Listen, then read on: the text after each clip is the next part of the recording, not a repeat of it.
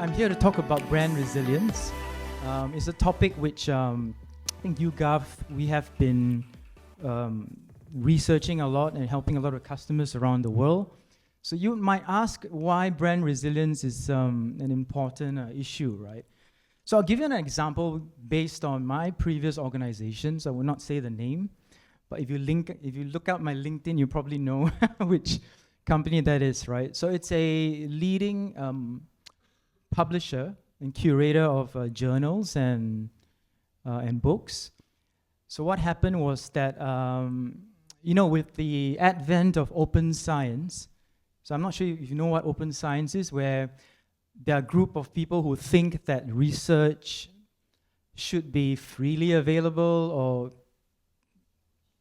just not sure who's going to pay for that, right? But nonetheless, the movement got quite strong, and one day what happened was that we got a boycott, right? They got a big boycott from many consortiums around the world, which resulted in cancellations of hundreds of millions of US dollars. And obviously that the brand of the reputation of the company took a hit. What was also important was the response, right, from their senior management. I think they quickly rallied.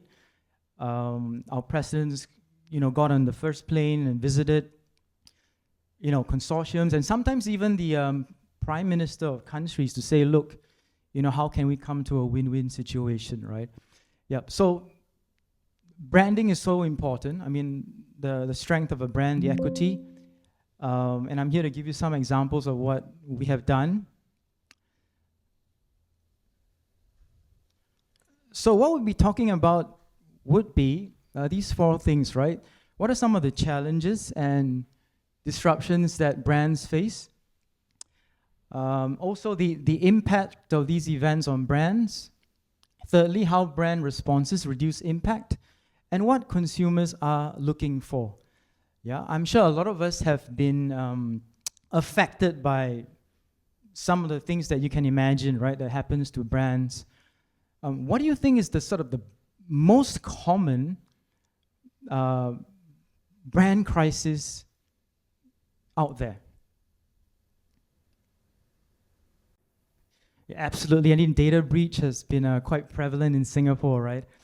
It was a huge topic. I'm not sure if you've heard about the ACRA thing and how NRIC's numbers have got leaked out. So, we must have experienced some of these, right? And we're going to tell you by research, by polling real people, and that's pulling back from the AI, right? So how humans, can give you the best insights, right? No doubt, artificial intelligence is really important. At the end of the presentation, we'll talk about how YouGov is also trying to harness that, right? So we took our research from a couple of sources. One is our syndicated database. So we have a daily tracker called Brand Index, which tracks 16 brand metrics from like media communication metrics to brand perception and then purchase intent. We also did a customized research on these 5 markets, Singapore, Hong Kong, Thailand, Australia, and Indonesia, to ask consumers basically, right, what are their thoughts about how companies have reacted to crisis and what matters the most. Yeah, so absolutely right. Here's these are if you would, some of the top 3 trigger events, right? So data leaks, social political controversy, service outage. And if you look at the top events that impact brand perception in APAC, so 86% right at the top. Privacy data leaks, followed by product recall and unethical practices. But how do these differ market to market, right? So remember earlier I talked about the 5 markets. So in Singapore, product recall is like way up there, right? It's one of the most, the biggest trigger points. You have data leaks and privacy issues in Hong Kong, Thailand, and Indonesia. I guess some sort of commonalities there. What's really interesting is that in Australia, the number one brand event is actually advertising on misleading claims, right? Would be interesting to know what exactly these are. So even between markets, you can see some homogeneity, but still a lot of differences. And what are some of the top events that consumers themselves have experienced, right? As I alluded to earlier. So in Singapore, data leaks, privacy. Interestingly, mass layoffs. I think that's a testament to perhaps how the economy could be struggling. But if you look at Indonesia, right, right at the top would be health, safety, or quality issues that is the top concern experienced by consumers. So how do these events, as we have illustrated, impact the brand, right? The brand equity. Yeah. So when we talk about brand equity, right, these are the metrics that we are referring to, and of course we will highlight some in the examples to follow. But essentially, if you look at the top of the funnel, these are the media and communications metrics, right? Oops. Yep. So we look at things like the awareness, the word of mouth exposure, attention, and then going into perception metrics like the impression of a brand, the quality, the recommendation. And right at the bottom, we would also measure things like consideration or intent to purchase. So one of the metrics that we refer to is sort of like a leading indicator when a crisis happens. It's called buzz, right? So this is us asking, have you heard anything positive or negative about a brand in the last 2 weeks?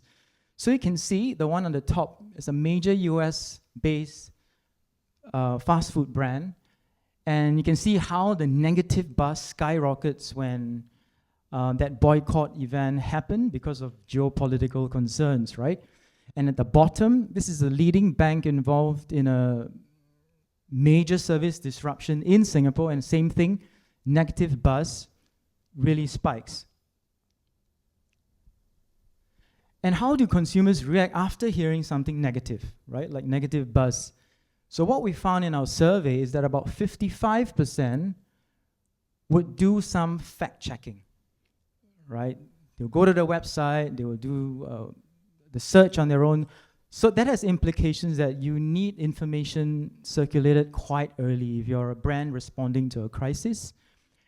And about 44% waited, right? So you have a majority, not a super majority, but a majority that would check. And you have about a 40% who say, look, let's wait for more news, right? And what we also found is that after a very, very short time, you could see the impression and recommendation of a brand start to decline quite dramatically, right? So the chart on the top, this is a leading bank caught up in a phishing scam. We're very careful not to use customer names in case you have them in the room, right? So you can see how that impression of this bank has fallen following a crisis event. And at the bottom, this is an online rewards platform in Hong Kong that had a massive data breach and similar pattern, right? That's how drastically the, in this case, recommendation plummeted, right? So if you notice the nuances in the chart, right, the vicissitudes, right, we can show that because we do the daily tracking. So it's sensitive to how people are reacting on a daily basis. So on the other side, how does the brand's response reduce or not reduce the impact of such crises? What happens is there's a lack of satisfactory response from brands, right? So on the left-hand side, this is another Hong Kong example. So the platform users were scammed by more than Hong Kong dollars 1 million.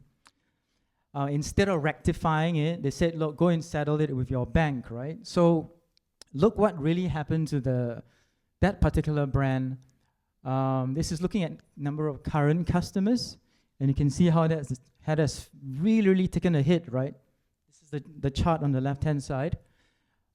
Similarly, on the right-hand side, this is a fast food, US-based fast food brand boycott campaign in Malaysia. If you remember the situation with the Middle East, where some of the US or Western brands got boycotted, but instead of responding in a more amicable way, they actually, I think they filed lawsuits, right? And as a result, the customer base really declined.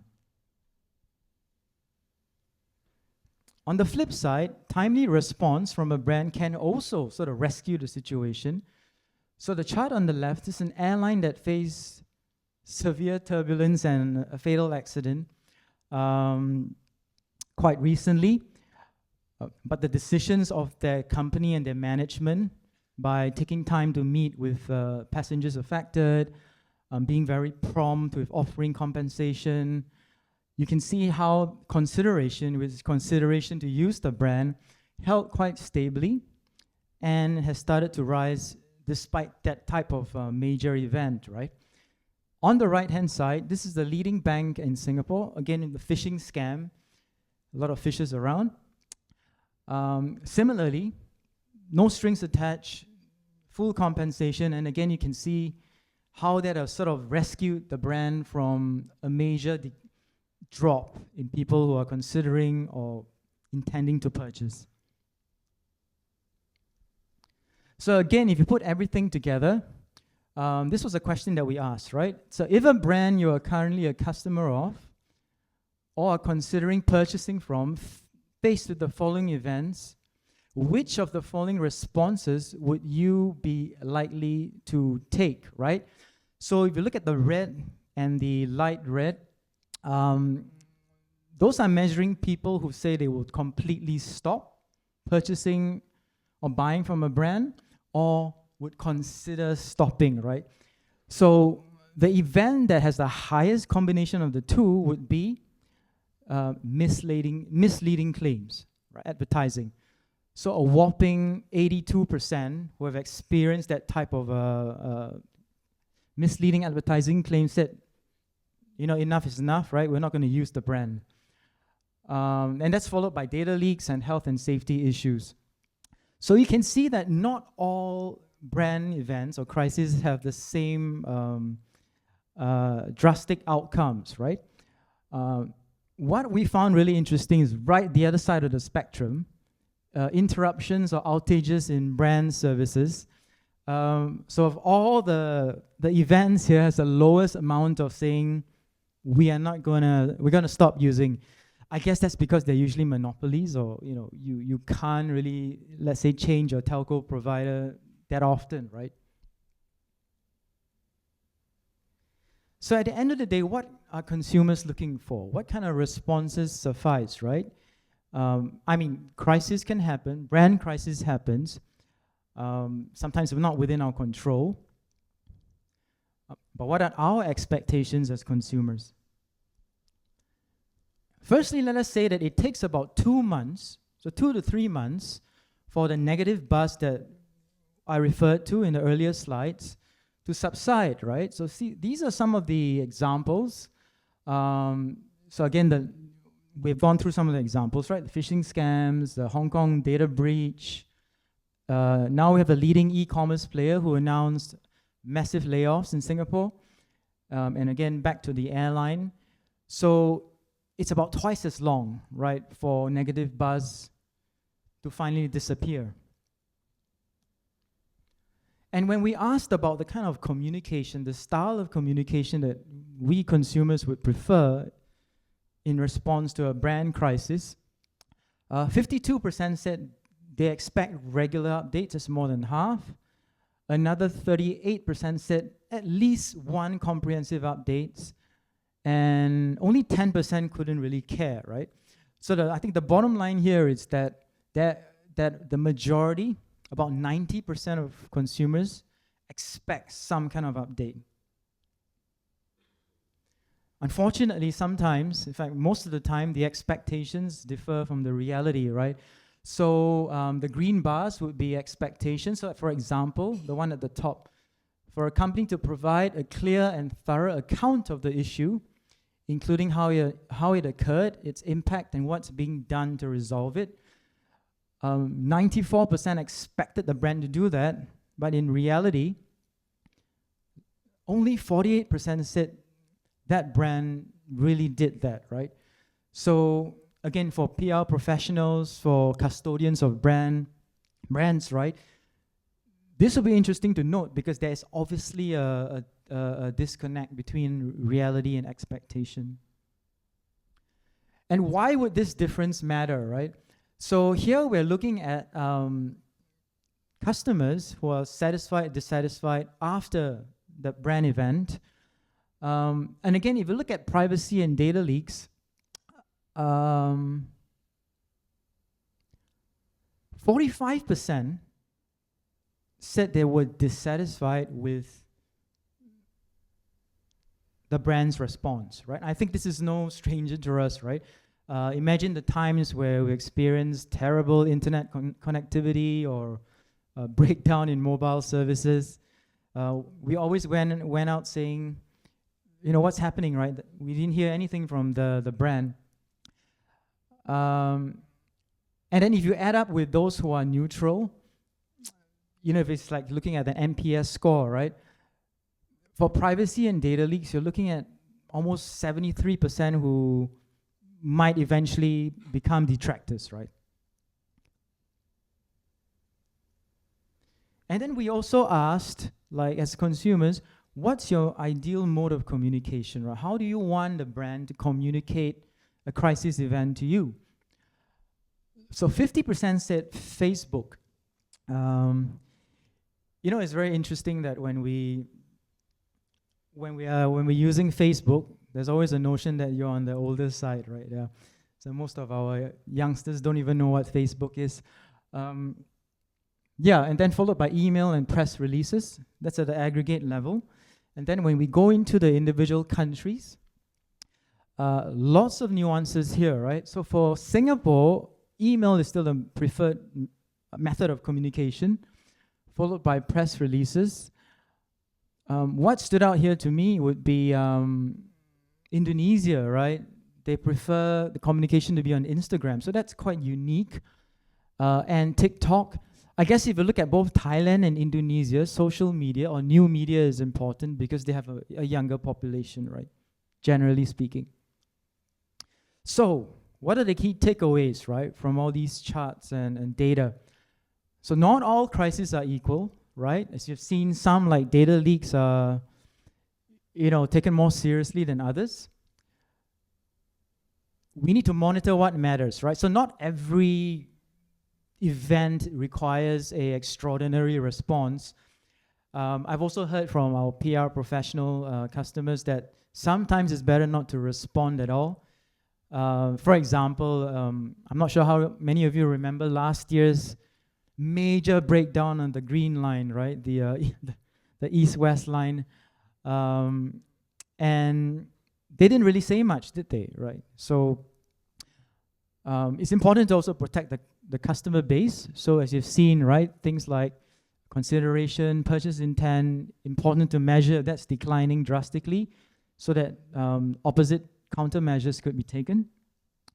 And lastly, how to respond effectively, right? What mediums to use, and understanding the differences between not just countries, but also between like generation groups, etc.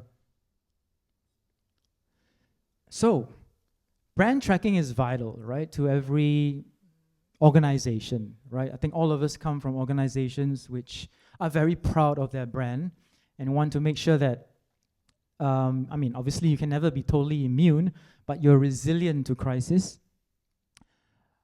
It's also important to benchmark ourselves against our competitors, right? How much stronger are their, you know, let's say immunity to crisis? What can we learn from them, or what do we not do or not copy from them? Yeah. And coming back to what YouGov's belief is, so this is our model, right? / research reality. So while we appreciate, right, like technology is obviously changing the way research is done, we still find that when you have an authentic panel, so YouGov, we manage our own panels, and the difference here is that we don't actually sell or rent the panels, right?